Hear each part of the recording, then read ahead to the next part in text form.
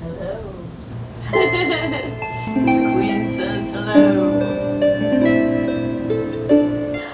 When I was a kid, I was very shy, which seems strange now because I'm not at all.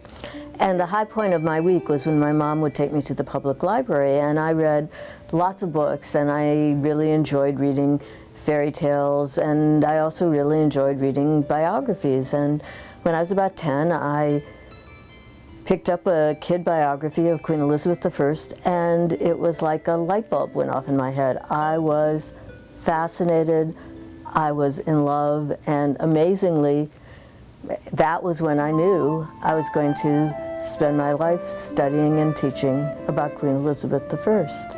Knowing history allows you to be a better citizen of the world. So I care so much about my students, and I feel so lucky. I have wonderful students. I've had very close relationships with students that go back decades and decades. I'm also the director of the Medieval and Renaissance Studies program, which is a program I believe very strongly in. I think understanding about the Middle Ages and Renaissance periods, understanding that in a global perspective is great for our students. And so I established, when I became director, a foundation account. And I was so humbled and honored when one of my former students, not even a student from here at Nebraska, and she's recently retired as a lawyer, and she gave $1,000 to the foundation account, which I set up to help our students here at University of Nebraska. And so I'm just thrilled. In my big class of the history of England, I do coffee with the professor.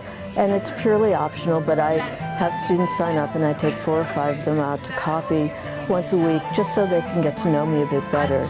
And one of my students who'd been in that class years before sent a check and sent me an email saying, "I'm supporting the program and thank you for the coffee."